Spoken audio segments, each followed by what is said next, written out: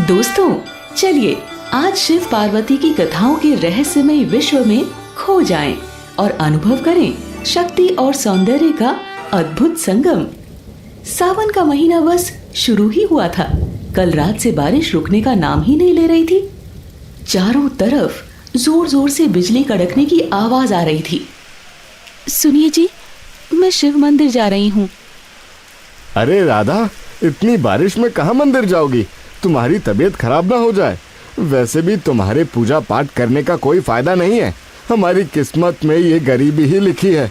ये भगवान भी बहुत कठोर दिल वाला है। आज तक भगवान ने तेरी सुनी है जो अब सुनेगा। ऐसे मत बोलिए, मुझे अपने भोलेनाथ पर पूरा विश्वास है। वे हमारी प्रार्थना एक दिन जरूर सुनेंगे। भोले भंडारी हमारे सारे संकट एक दिन अवश्य दूर करेंगे। भगवान के घर देर है, अंधेर नहीं। चलिए, अब मैं निकलती हूँ। ऐसा कहकर राधा मंदिर की ओर निकल पड़ती है। हरिया रामपुर गांव में एक मोची था। दिन भर लोगों के जूते साफ करके जो भी 30-40 रुपए कमाई होती, उससे जैसे तैसे दोनों पति पत्नी का गुजारा होता था। इसके साथ साथ उसे जो भी मजदूरी का काम मिलता वो उसे करके थोड़े और पैसे कमाने की कोशिश करता था। हरिया को भगवान पर बिल्कुल आस्था नहीं थी। उसे लगता था कि गरीबी और निसंतान दोनों ही दुख भगवान ने उसके भाग्य में ही लिखे हैं। इसके विपरीत राधा को अपने शिव शंभू पर संपूर्ण विश्वास था। वो रोजाना भगवान शंकर के मंदिर में पूजा आरती किया करती थी।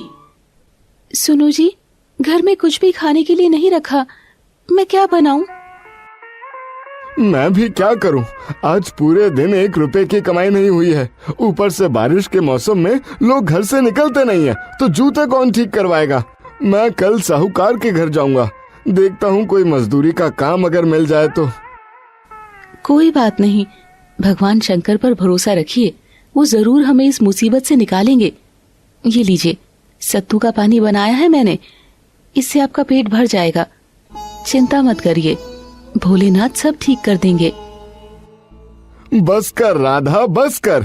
इतना भी अंधा विश्वास अच्छा नहीं है। मुझे पता है भगवान हम गरीबों की नहीं सुनता है। राधा हरिया को कोई जवाब नहीं देती और सत्तू का पानी पीकर सो जाती है। राधा हरिया की बात सुनकर थोड़ी परेशान हो जाती है। वो हमेशा भोलेनाथ का स्मरण करके सोती है। सावन के पावन दिन चल रहे थे। राधा 16 सोमवार का व्रत रखा करती थी और रोज शिवलिंग पर जल चढ़ाया करती थी। एक रात जब राधा सो रही होती है, उसके सपने में स्वयं भगवान शंकर आते हैं। बेटी, अपनी आंखें खोलो। तुम मेरी बहुत पूजा और भक्ति करती हो। मैं तुम्हारी पूजा से अति प्रसन्न हूँ। जल्द ही तुम्हारी सारी चिंताएं दूर होने वाली हैं। प्रभु, मुझे आप पर पूरा विश्वास है। आप मेरी विपदाएं जरूर दूर करोगे भगवान। अचानक बिजली की आवाज से राधा की नींद टूट जाती है। उठकर इधर उधर देखने लगती है, पर वहां कोई नहीं होता। वो हरिया को उठाकर अपने सपने की सारी बात बताती है। सुनो जी, भगवान शंकर मेरे सपने में आए थे और उन्होंने कहा कि बहुत जल्दी हमारी सारी विपदाएं दूर हो जाएंगी। राधा, वो सपना है और सपने कभी सच नहीं होते। पर कोई बात नहीं, चलो सपने में ही सही तुम्हें अपने भगवान के दर्शन तो हुए। अच्छा, मुझे सोने दो, कल जल्दी उठकर साहूकार के पास भी जाना है। हरिया सुबह जल्दी उठकर साहूकार के घर काम मांगने चला जाता है, मगर वहां उसे कोई काम नहीं मिलता। हरिया निराश होकर घर वापस आने लगता है। वो रास्ते में सोचता है कि आज तो उसके पास बिल्कुल भी पैसे नहीं है। वो कैसे घर खर्च निकालेगा?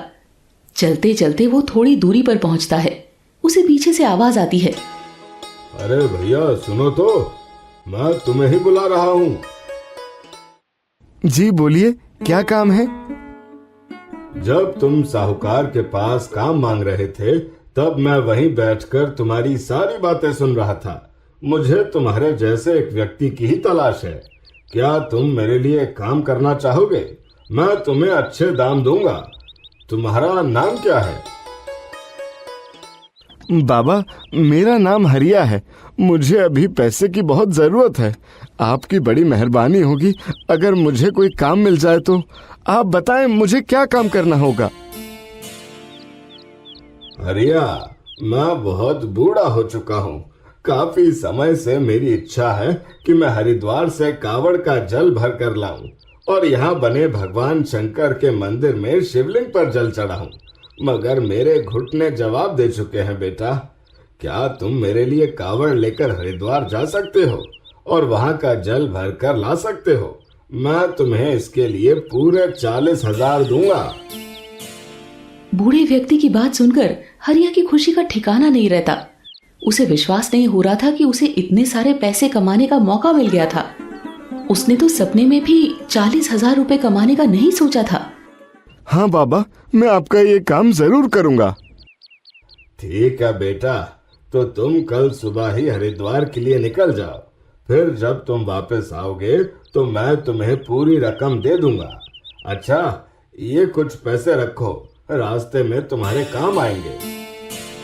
बूढ़े व्यक्ति से कुछ पैसे लेकर हरिया घर लौट आता है और पूरी बात राधा को बताता है।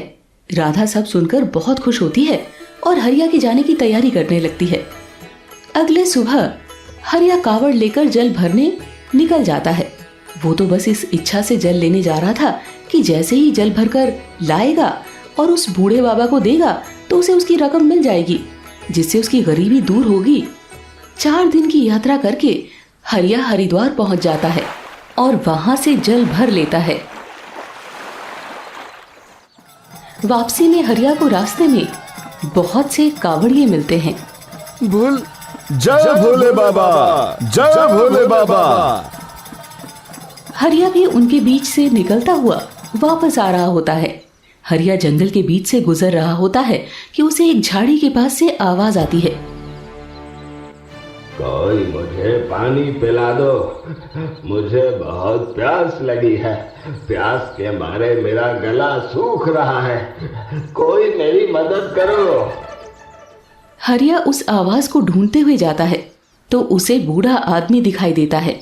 आप कौन हो बाबा, और इस जंगल के बीच में आप क्या कर रहे हो? बेटा, मैं यहीं पास के गांव में रहता हूँ। मैं देख नहीं सकता हूँ। खाने की तलाश में गांव से निकला था और रास्ता भटक गया हूँ। बेटा, मुझे बहुत प्यास लगी है, 2 घूंट पानी पिला दो, भगवान तुम्हारा भला करेंगे। क्या करूं? मेरे पास पीने का पानी भी नहीं है। बस यही गंगा जल है जो बूढ़े बाबा के लिए लेकर जाना है। अगर मैं ये जल इन्हें पिला दूंगा तो फिर उन्हें क्या बोलूंगा? ये जल तो शिवलिंग पर चढ़ाने के लिए है, मगर मैं इन्हें भी ऐसी हालत में नहीं छोड़ सकता। मैं इन्हें ही ये जल पिला देता हूँ और उन बूढ़े बाबा को कह दूंगा कि मैं जल नहीं ला सका। शायद मेरी किस्मत में पैसे कमाना लिखा ही नहीं है। हरिया उस व्यक्ति को कावड़ का जल पिला देता है। व्यक्ति की प्यास बुझ जाती है। बेटा, तुम बहुत ही सज्जन व्यक्ति हो। ऐसे बुरे वक्त में तुमने मेरी सहायता की, मेरी प्यास बुझाई। भगवान तुम्हें हमेशा खुश रखे। बेटा, आज तुमने मुझ जैसे अंधे फकीर को पानी पिलाया है। मैं भी तुम्हें कुछ देना चाहता हूँ। ये पोटला अपने पास रखो और घर जाकर ही इस पोटले को खोलना। धन्यवाद बाबा। चलिए मैं आपको घर छोड़ देता हूँ। आप अकेले कैसे जाओगे? नहीं बेटा, मैं चला जाऊंगा। तुम्हें भी तो समय पर घर पहुंचना होगा। तुम्हारी पत्नी राधा तुम्हारी राह देख रही होगी। ठीक है बाबा, मैं चलता हूँ। 2 कदम चलने पर वो सोचता है, अरे इन्हें राधा का नाम कैसे पता है?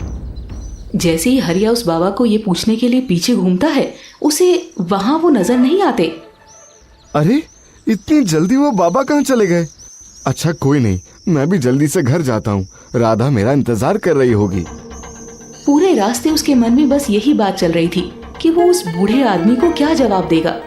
वो मायूस अवस्था में गांव पहुंचता है और साहूकार की दुकान पर जाता है। सेठ जी, कुछ दिन पहले मैं आपसे काम मांगने आया था, तो यहाँ एक बूढ़े बाबा थे। क्या आपने उन्हें देखा है? कौन से बूढ़े बाबा? मेरी इजाजत के बिना यहाँ कोई मक्खी भी नहीं भिनभिनाती, तो कोई बूढ़े बाबा कैसे आकर बैठेगा मेरी दुकान के पास? कोई नहीं आया यहाँ।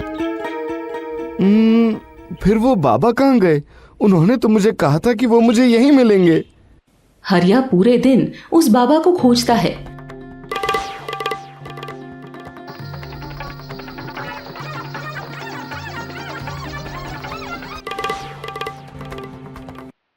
उसने गांव का चप्पा चप्पा छान मारा, मगर किसी ने उस बाबा को नहीं देखा था।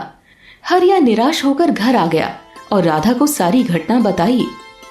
सुनिए, ये पोटली आपको किसने दी? राधा, मैंने उस बाबा के बारे में बताया होगा ना तुम्हें, जिन्हें मैं कावड़ का जल पिलाया था।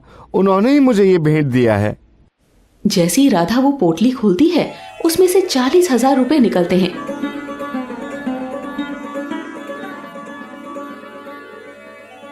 राधा, 40,000 रुपए तो वो रकम थी जो मुझे कावड़ लाने के बाद बूढ़े बाबा से मिलती, और आज मैंने उन बाबा को पूरे गांव में ढूंढा, पर वो मुझे कहीं नहीं मिले। तुम अब भी नहीं समझे? पर मुझे सब समझ में आ गया। ये सब भगवान शंकर का चमत्कार है। आपने भले ही भगवान पर कभी विश्वास नहीं किया, पर आपका दयालु स्वभाव देखकर भगवान भोलेनाथ ने आपको उसका फल दे दिया है। ये सारा खेल भोले बाबा का ही रचाया हुआ था। भगवान ने आपकी परीक्षा ली थी और आप उसमें सफल हो गए। हमें शिव मंदिर जाकर भगवान का धन्यवाद करना चाहिए। आज उन्हीं की वजह से हमारी गरीबी के दिन दूर हुए हैं।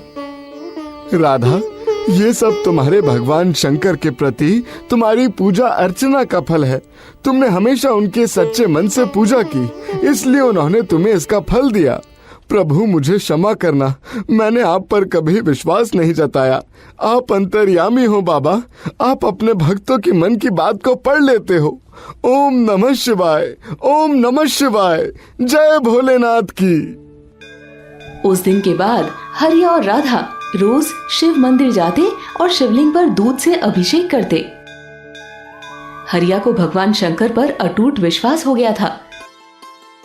भगवान शंकर की कृपा से कुछ सालों बाद दोनों को एक पुत्र का सुख भी मिला, जिसका नाम वे भोला रखते हैं।